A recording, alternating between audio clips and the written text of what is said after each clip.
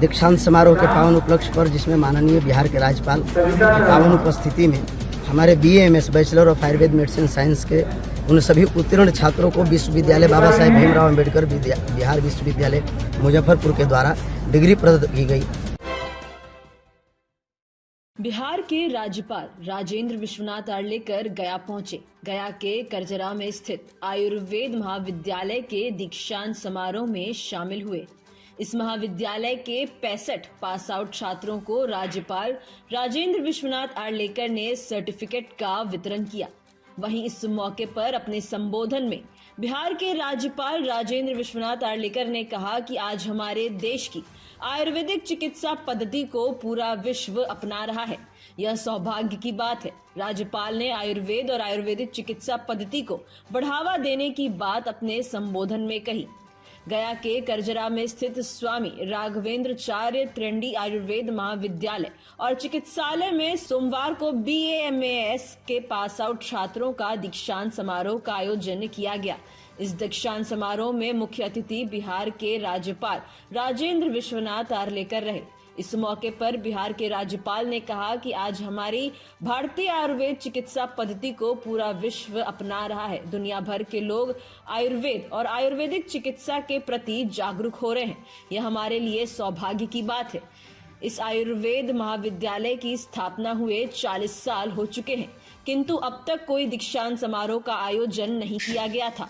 40 साल में पहली बार गया के करजरा में स्थित स्वामी राघवेंद्राचार्य त्रिवेंडी आयुर्वेद महाविद्यालय और चिकित्सालय में दीक्षांत समारोह आयोजित हुआ है। वहीं इस महाविद्यालय में पहली बार हो रहे दीक्षांत समारोह में राज्यपाल राजेंद्र विश्वनाथ आर्लेकर के शामिल होने से आयुर्वेद महाविद्यालय में काफी उत्साह का वातावरण बना रहा। गया से जितेंद्र कुमार की रिपोर्ट। आज स्वामी राघवेंद्राचार्य त्रिवेंडी आयुर्वेद महाविद्यालय में चिकित्सालय करजरा गया में दीक्षांत समारोह के पावन उपलक्ष्य पर, जिसमें माननीय बिहार के राज्यपाल की पावन उपस्थिति में हमारे BAMS bachelor of Ayurveda medicine science के उन सभी उत्तीर्ण छात्रों को विश्वविद्यालय बाबा साहेब भीमराव अम्बेडकर बिहार विश्वविद्यालय मुजफ्फरपुर के द्वारा डिग्री प्रदान की गई, जिसमें से माननीय राज्यपाल महोदय ने अपने करकमलों से किन्हीं कुछ बच्चों को दिया और इसके बाद फिर कुल सचिव महोदय ने एवं उपस्थित सभी आयुष विश्वविद्यालय हरियाणा कुरुक्षेत्र के कुलपति महोदय वैद्य करतार सिंह धीमान जी ने अपने करकमलों से प्रदान किया। ये उन सभी विद्यार्थियों के लिए बड़ा ही उत्कृष्ट का दिन है। जब विद्यार्थी अपने जीवन के उत्कृष्ट चरमोत्कर्ष पर प्राप्त होते हैं, तब उन्हें यह लगता है कि नहीं, हमें कुछ करना चाहिए। आज उन्हीं विषयों में विशिखानुप्रवेश के नाम से आज यह कार्यक्रम संपादित किया गया है, जिसमें बिहार के माननीय राज्यपाल महोदय एवं अन्य गणमान्य जिला प्रशासन पदाधिकारी, वरीय पुलिस अधीक्षक महोदय एवं सभी वरीय पुलिस पदाधिकारी और सभी अधीक्षक पदाधिकारी यहाँ पर उपस्थित होकर के अपने सहयोगों के माध्यम से इस कार्यक्रम को संपन्न किए।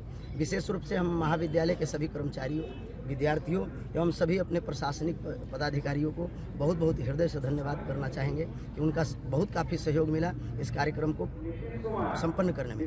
यद्यपि आप सब देख रहे हैं कि कितने दूर क्षेत्रों में है और गया जिला के एक ऐतिहासिक महाविद्यालय है, लेकिन फिर भी आज भी यह कतिपय मुख्य मार्गों से वंचित है। जो आवश्यकता है कि इसको और हमसे विकसित करें और यही हमारी अपेक्षा भी है कि इस महाविद्यालय को ये कार्यक्रम कराने का कि आगे महाविद्यालय अपने उत्कृष्ट ऊंचाइयों पर प्राप्त करे। कितने छात्रों को दिया गया? अभी 65 छात्रों को दिया गया है। अपना परिचय बता दीजिए। स्वामी वेंकटेश प्रपन्नाचार्य, सचिव स्वामी राघवेंद्राचार्य त्रिवेंडी आयुर्वेद महाविद्यालय एवं चिकित्सालय। सचिव जी, ये विशिखानुप्रवेश जो है पहली बार किया गया। देखिए, विशिखानुप्रवेश पहली बार नहीं होता है। विशिखानुप्रवेश एक संस्कृत शब्द है, बी उपसर्ग है और शिखा मतलब मार्ग, शिखा मार्गेण, ऐसा संस्कृत का एक वाक्य है। अपने बच्चों को आप लोग जैसे कहते हैं आगे बढ़ो, वैसे हम अपने छात्रों को नवीन मार्ग में प्रविष्ट होने के लिए उन्हें आशीर्वचन के रूप में, वहीं बी मतलब सुंदर मार्ग में अब आप प्रविष्ट कर रहे हैं, उसी का नाम विशिखानुप्रवेश है। ये कोई अलग से शब्द नहीं है। दीक्षांत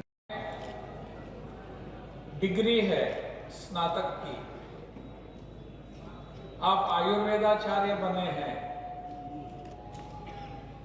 और समाज में जाकर आप खुद की प्रैक्टिस शुरू कर देंगे। चिकित्सालय आपका होगा, कहीं ना कहीं आपका एक केंद्र होगा और समाज की सेवा करने का बहुत ही उत्कृष्ट माध्यम आपके हाथ में होगा। समाज की सेवा तो अन्य अनेक प्रकारों से की जाती है, की जा सकती भी है, परंतु चिकित्सक होना और समाज के स्वास्थ्य की चिंता करना यह अपने आप में ही बहुत बड़ा योगदान समाज के विकास के लिए होता है। और आप सभी इतने कि समाज की नाड़ी परीक्षा करने का आपको एक सौभाग्य मिलेगा। समाज में कहां बुराइयां हैं, कहां कमियां हैं, उसको ढूंढ निकालकर आप उसके ऊपर आप इलाज करें। मुझे पता नहीं इसको हिंदी में क्या कहते हैं, जिसे अंग्रेजी में लेमन ग्रास कहते हैं। लेमन ग्रास जो आता है तो उसका काढ़ा बनाकर मां हमको देती थी। और हमारा जैसा एक कंपाउंड था, उस कंपाउंड में ऐसे हमारे गार्डन में छोटे सा बगीचा था, उसमें लेमन ग्रास की कितने थोड़े थोड़े ऐसे बुशेस। जब कभी भी कुछ बुखार आ जाता था, मुझे याद है उस अडुलसा का गर्म पानी बनाकर मुझे नहाने के लिए दे देती थी। मेरा कहने का अर्थ यह है कि ये चिकित्सा पद्धति जो है ये अपने घर से जुड़ी हुई है, प्रकृति से जुड़ी हुई है, हमारे घर से जुड़ी हुई है। मेरी मां पढ़ी लिखी नहीं थी, परंतु वो जानती थी कि क्या है ये, इसका अर्थ क्या है। हमारे घर में ऐसा जब था तब समाज का स्वास्थ्य ठीक था,